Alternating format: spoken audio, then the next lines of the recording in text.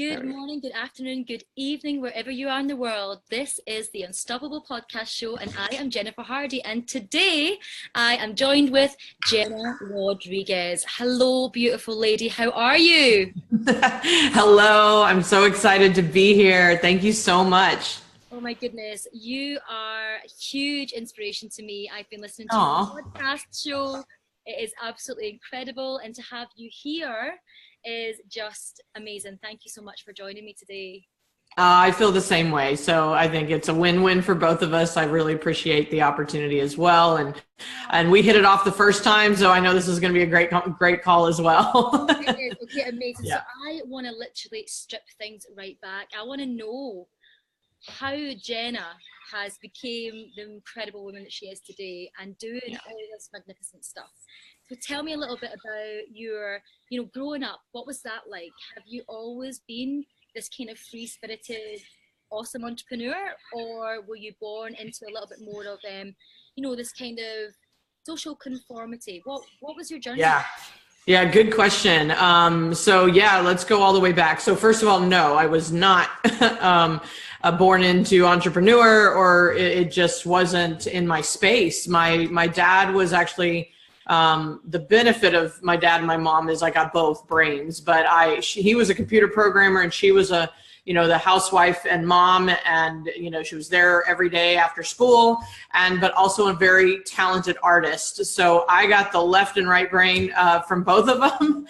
But they were, my dad was corporate, get a job, go to college, graduate, work 40 years in a cubicle or whatever and retire. And I knew very early, I was like, I think I might shoot myself if that's what the plan is. But I didn't know, you just want to make him proud. You're like, okay, I'll go to college and kind of like conform, like you said. Yeah. And so clearly, growing up, I didn't have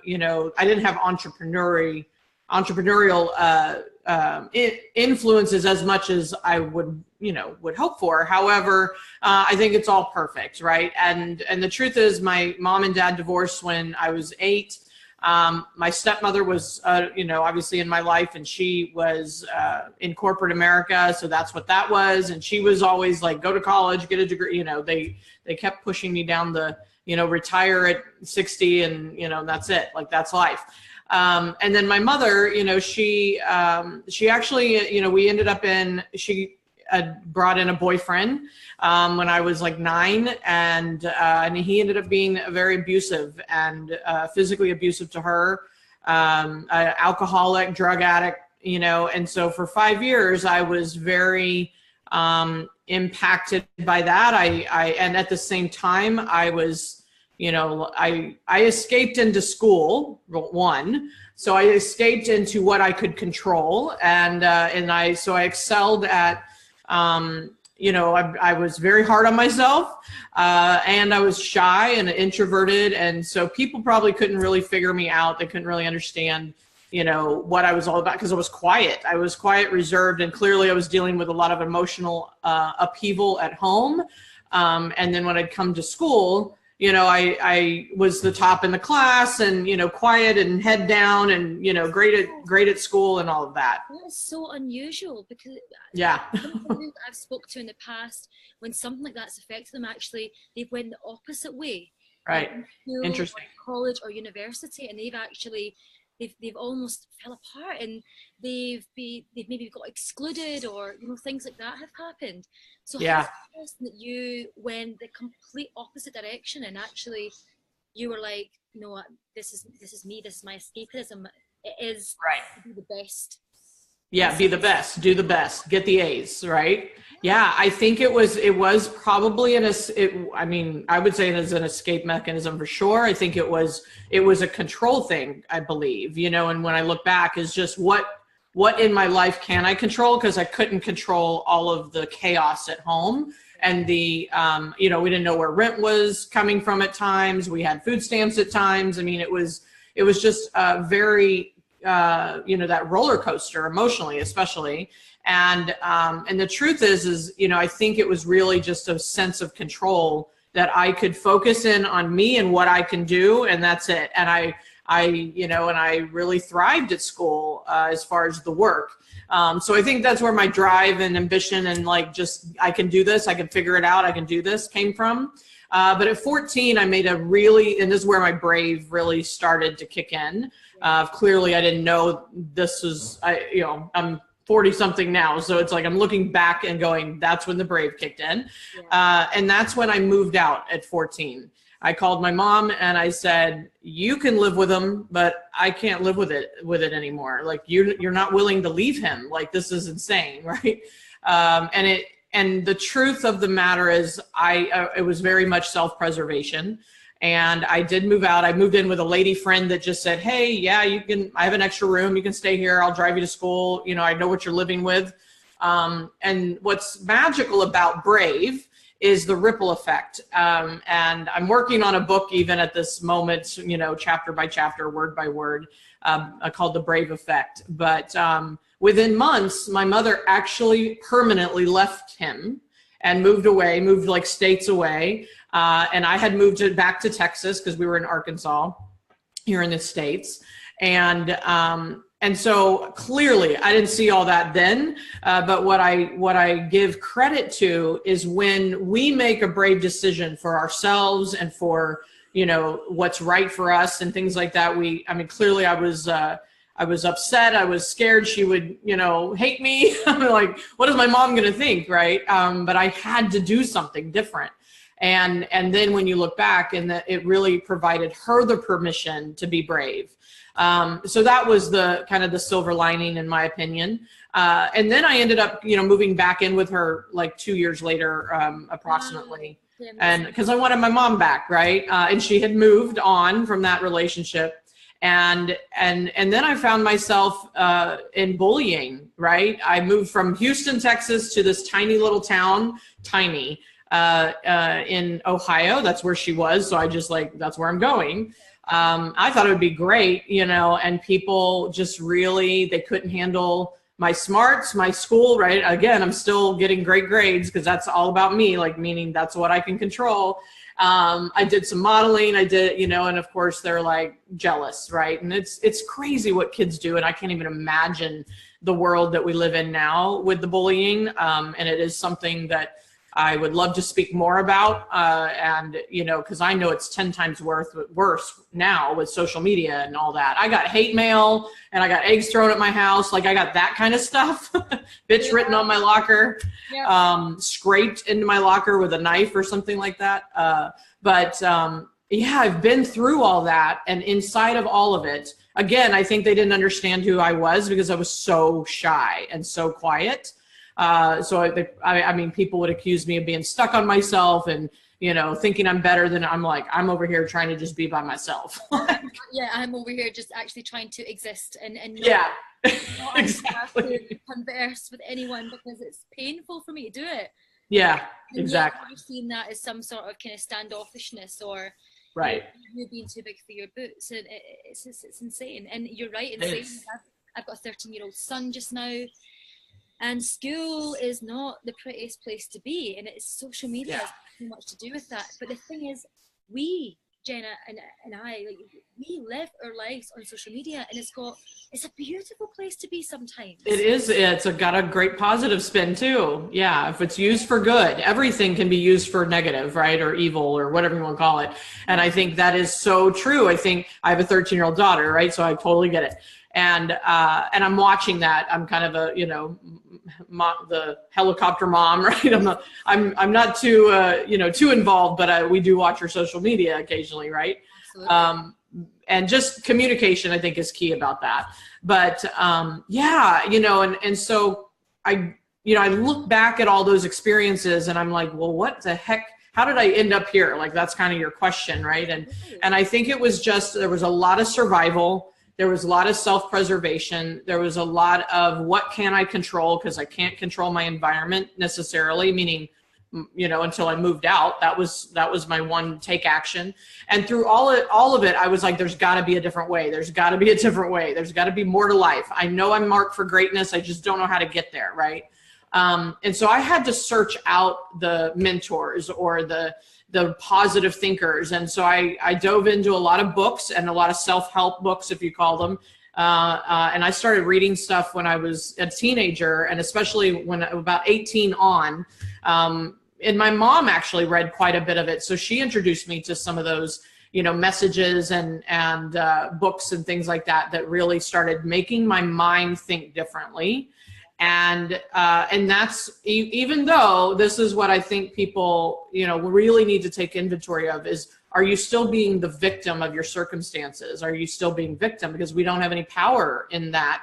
And so clearly I was in victim, I was in circumstances that sucked, but I had to work on my mental, mindset and my mental approach to life, and also, overcoming and forgiving of people and their behaviors, and not blame, right? Keep blaming them for how I was raised. Yeah. That's like, I'm done with that. That's over with, because I take full responsibility now for how I see it. It doesn't mean it didn't happen. Like, stuff happened, right?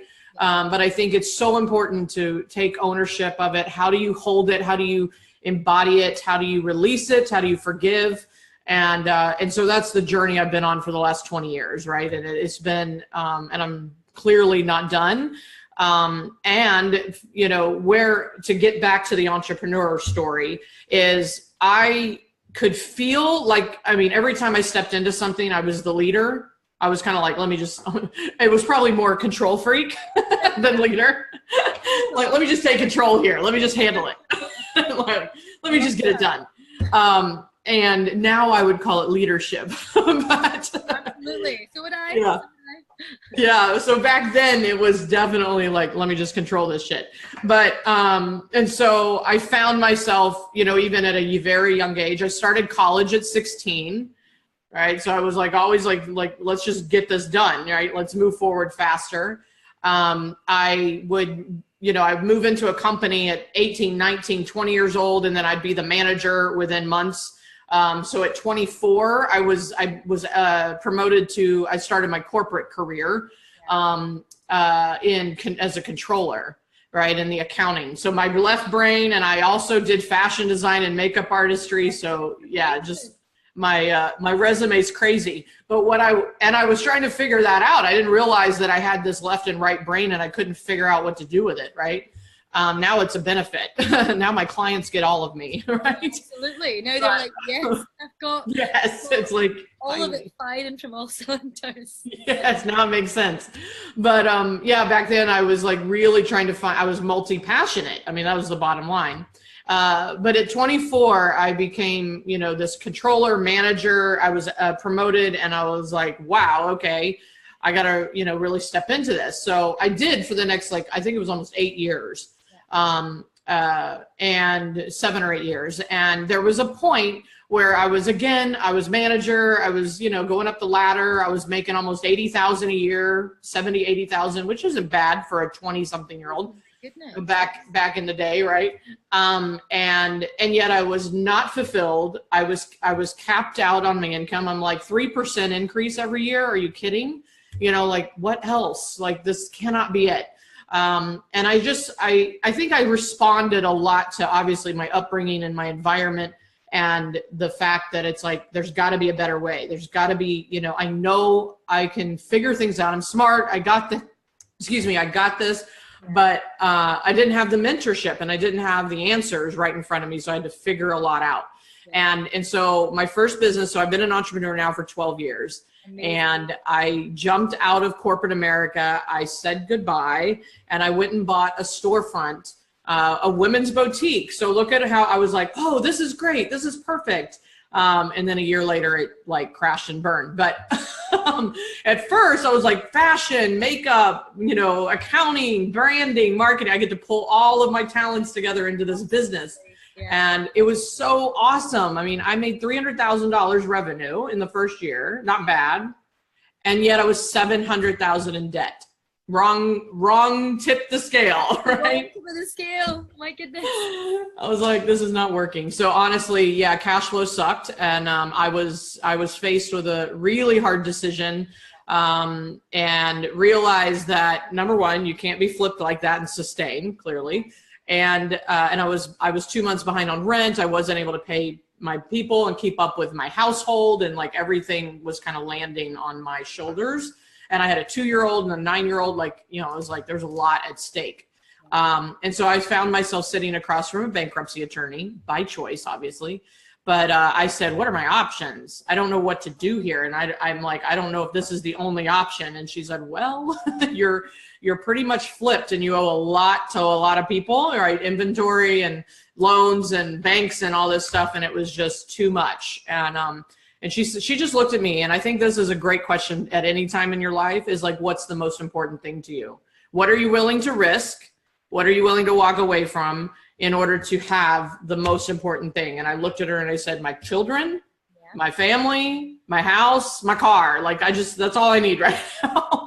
I don't need everything else, right? And she said, well, then I would walk away and stop the bleeding and, you know, and just keep moving. And so I did, and I had to file bankruptcy. And it was humbling. It also was very, you know, it's that moment where you know, clearly I can help you figure out how not to go down that road, being from experience. But it was also very eye-opening because I spent my entire life, my childhood, et cetera. Because when my parents got divorced, my mother, like, I don't know how fast, because I was 8. I don't remember exactly how fast, but she ended up having to file bankruptcy. And it was, so when I saw that, like as an 8-year-old, I'm like, ooh, that's bad. That just, you know, completely flipped our life over, right? So connotation on that. Yes. What that is. I mean, and now I can imagine what you're going to say here is actually what that is brave. Yeah. You have been brave enough to take the actual risk to even get anywhere close to success. Yes. I don't see that as negative anymore. I just don't. I don't either. Yeah. I don't either now. Like, it sucked in the moment. Yeah, of course. You know, you want to literally crawl under a rock, and then right. Like, oh my goodness, this is wrong. This should never have happened. But right, absolutely, I've been in almost the same boat, not quite all the way, and it is a feeling. It is. Yeah. Oh my goodness, and it's funny though, because when I started to then do the homework into what success is and what it looked like for a lot of people, I learned that the most incredible entrepreneurs that I looked up to have all been there. Not just once. Yeah, me too. Sometimes twice and 3 and 4 times. Yeah, they fall down, get back up, fall down, get back up. And I think I clearly have more mindset tools. I clearly have more experience that it's not necessarily a protection, but I can certainly make more, you know, sound decisions. Yeah. And it's still the risk. It's still how big are you willing to play in order to have the end result, and it doesn't always show up the way you plan, clearly. And isn't that entrepreneurism? Isn't that entrepreneurship even? That is it. You know, I was doing a little live earlier on, and for me, I was kind of saying that entrepreneurship for me is less about, you know, your skill set and your knowledge and your expertise, and more about grit and your words, which you use throughout your branding. It's brave. Yeah. Oh, fucking brave. There's no one turning up, giving you a paycheck at the end of the month. That's right. No one telling you what is the best decision to make, because no one can. That's right. It's really freaking scary sometimes. Yeah. So I completely admire everything that you do and everything that you've gone through. But anyway, tell me, so that happened. What happened next? Where were you next? What were you thinking? Where were you going? Yeah, the next thing that occurred once I closed the doors, it literally was like this humongous weight that lifted, right? And this was the crossroad. The next day was where I had to make a new decision, and I think this is where the brave again showed up clearly. And I think it's where, kind of to your point, it is the grit. It's what you do with what happens to, you know, in your life and the circumstances. And so I did. I woke up and I said, what am I willing to do? What am I willing not to do? And what am I going to do about it? Like, I got to make some money, right? And I was so clear that I did not want to work for someone else. I was like, I got the bug, you know, like the entrepreneur bug. Yeah. And I said, so how am I going to do this and make this work? So my husband is a musician full time, and that's what he is now. But he was running a web design company part-time as well at the time. And then I had, you know, and I had skills set, right? So I was like, okay, let me call my boss, my ex-boss, and ask if he had some contract work so I could just do some freelance work as an outsourced controller so that I could get on my feet, right? But I didn't want to I don't want employment, I want contractor, right? And sure enough, I made that brave kind of tuck my tail, because he's the one I told I was all excited about going out on my own, and a year later he's like, what happened? You know, but he was very supportive, and he just said, well, actually we're not hiring, but we do have 2 contract opportunities that you would be perfect for. Wow. So sure enough, just by asking, sometimes you got to get vulnerable enough and be brave enough to just say, hey, this is what I'm looking for, and get into and start asking your network, right? So that is what I did. And then I turned to my husband and I said, why don't we build this business together? I know marketing, I know brand, I can learn the graphic design systems, and you know, and I know business, but you know, it's like, you're building websites. I don't know the technical part of that. I actually looked at him back then and I said, I will go sell it if you'll just tell me what HTML stands for. I love it. Yes, that's brilliant. That is so cool. Right? I love it. Figure it out. I love it. This is it. You know, I'll go and sell it. Like, I can do I'll just go sell it. You're like, I just need to know what the hell you're talking about when you. Right. He gave me a crash course, you know, and like, what the hell am I talking about? And then I just started networking. And so we quadrupled that business. I mean, we brought it to a 6-figure business, in fairness, you know, in the next 5 years. So I wouldn't say that was fast. I wouldn't say it was like, yay. However, it kept me in the game. Yeah. And then I hit another crossroad that was like, this isn't working the way I want it to work. And I know there's more. And I had to work on my mindset. I had to work on my money blocks. All of that had to come into play. And so sure enough, in 2012, I rebranded to what you basically see now. I renamed it last year, but you know, this business that you see now started 5 years ago. And so I fired him. No, I just said, listen, you know, this isn't working. The partnership part is not working. And, you know, we're getting at each other's throats, and you don't want to do websites anymore, but I want to coach and strategize and do these other things that I see everybody doing. I want to start speaking, you know, and I was scared of that too. But I just had to make those hard decisions, especially, and it was emotional because it's my husband, right? And we almost lost our marriage in the middle of it. So, you know, it's those moments, again, those brave decisions that get you to the next level. And we had faith, and we've been together 17 years now. So, and you know, it's like, there's something to be said for making hard decisions once in a while and just really committing. You know, at one point I was like, I'm out of here, you know, and we both were like done. And then we just came back together. We couldn't really do it. Wow. But all that to say, I'm here and I'm thriving and growing, and I'm just now investing again in my business at a different level and getting online, you know, more frequently. And it's just really stepping into what else can I get done that's uncomfortable. Right. And I know you have that, you know, kind of story too. It's like, we got to just do something that's going to, you know, break the ice open. And here we are. I don't think that ever changes, like that whole fear concept as an entrepreneur. Yeah. I don't think it ever leaves, no matter what level you're ever at. No, you're just at another level of it. always another level. But talk to me about the epic Brave Masters. Tell me about it. It's incredible. I've been lucky enough to appear on Jenna's podcast, which was an incredible experience. And it's just a beautiful brand, and the whole concept it encapsulates is bravery through every single step of your journey, through every single step of your life.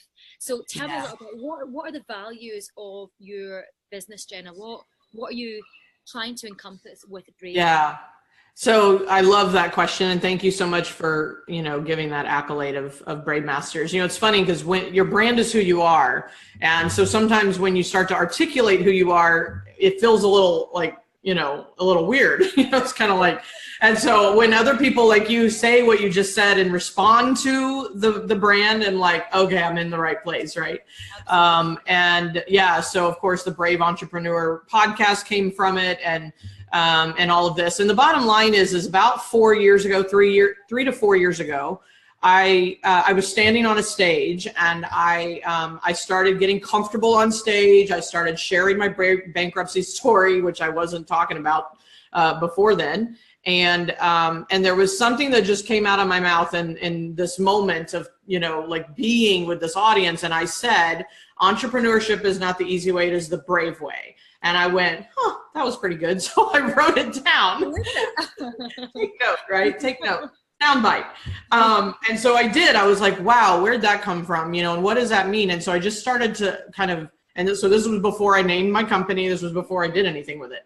And it started to like really take a life of its own. And I started speaking about Brave, and I said that point of view and started putting that out, you know, in my communications and marketing and stuff. And it just took a life of its own. And then I started to really connect to all the brave, all the way back to childhood, that really makes up everything I'm about.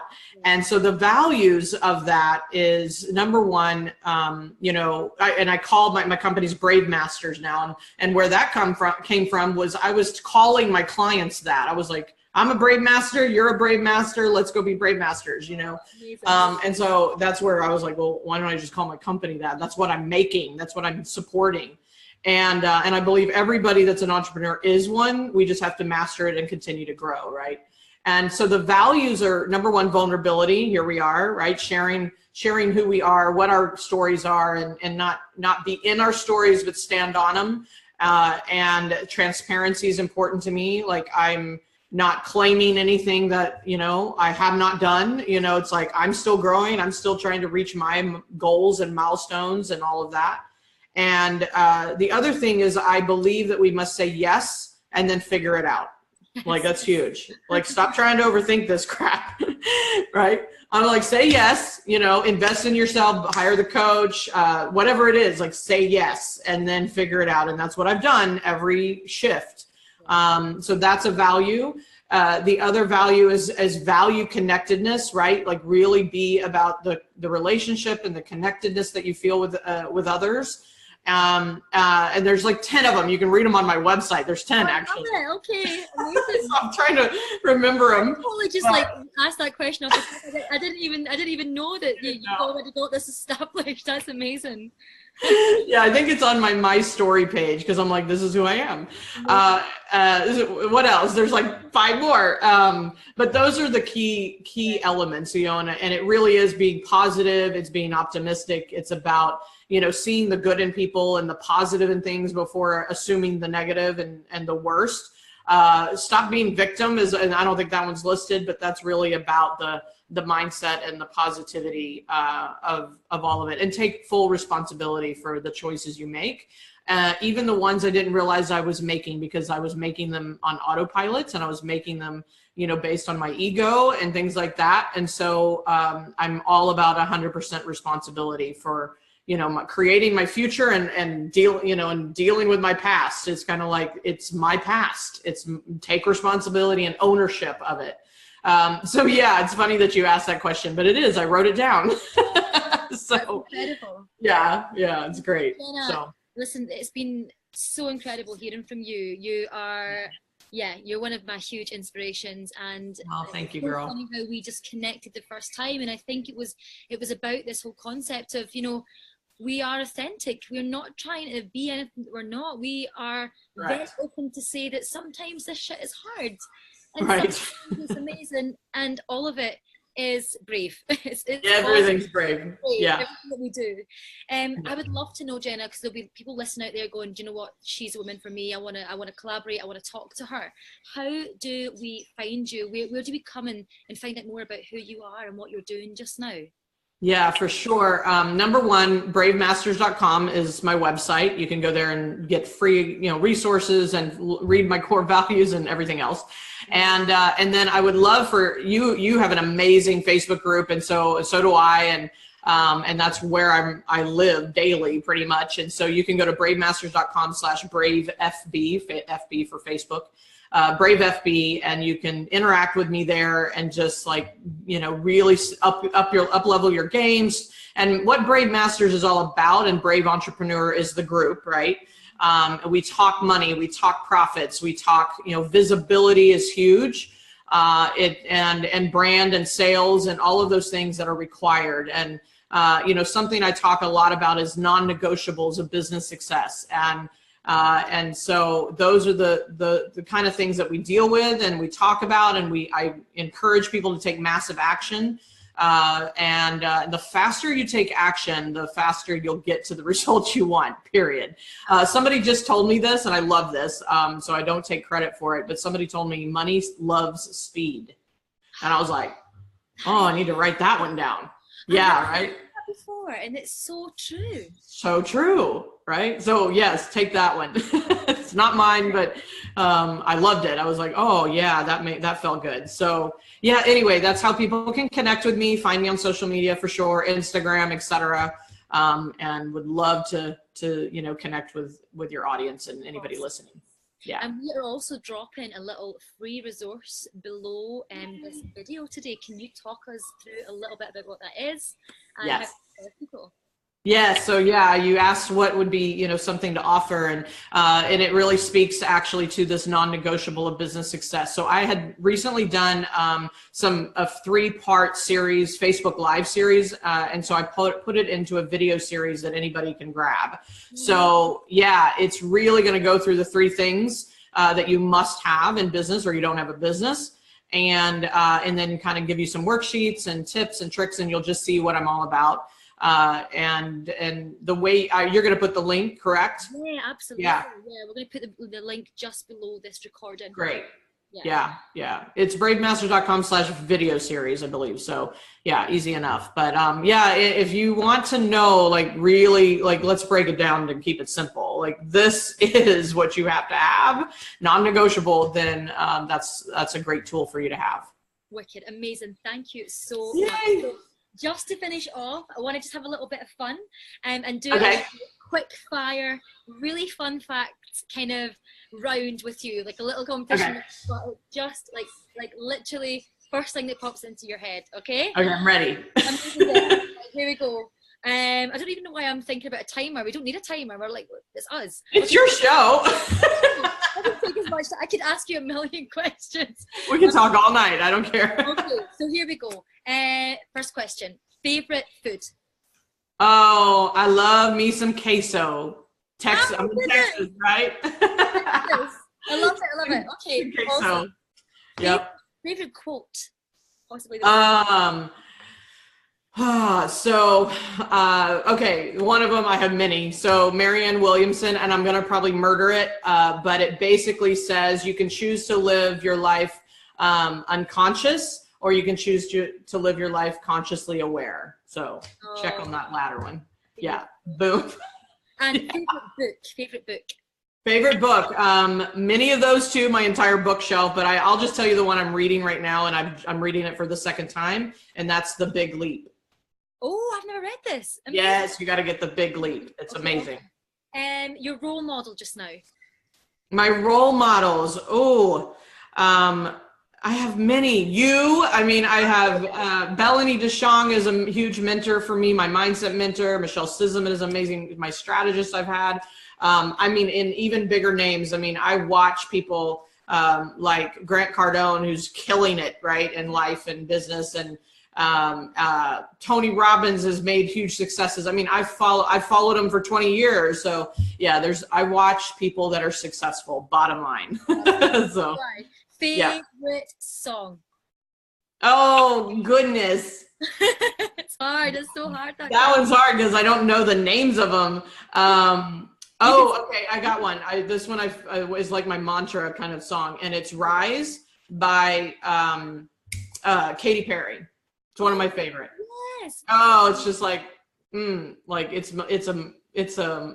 like one of those empowerment, right? Oh, and you'll love this. Unstoppable is another one by Sia. I love that song. I love it so What's much. it? Portia with no brakes. That's who we are. Oh, I love it. I love it so much. Okay, dogs or cats? Oh, I really am a cat lover, and I love dogs too, but cats are my thing. Last question. What is your favorite alcoholic tipple on a Friday or Saturday evening when you're sitting down and chilling and you've had an incredible week? What is your go-to? Absolutely, skinny margarita. No salt. No salt. Amazing. Listen, thank you, Jenna, so much for taking part and for having some fun with me as well, and for sharing your journey and your incredible inspiration. I really appreciate you. Thank you so much. Yes, you're welcome. I love you. I love what you're up to as well. I think you're gorgeous and beautiful inside and out, and I just love what you're spreading in the world as well. So thank you so much. Thank you. So guys, if you have enjoyed this, then please let us know. Give us some feedback. Make sure that you go and obviously join Jenna. She's given you the links to where she is and what she's all about and what she's doing. Of course, you can click the links below as well to find out more about her freebie and go to her website too. And of course, you can find out more about me and Unstoppable as well. But I want to say, you know, as a community, I love you all very much. It's incredible that you are following us here at the Unstoppable podcast show. Thank you so much. Wherever you are in the world, make sure that you reach out, get connected with us, let us know how you're enjoying it, and anything else that we can bring, we'll absolutely try our best to do so. So thank you so much again, and we will speak to you all real soon.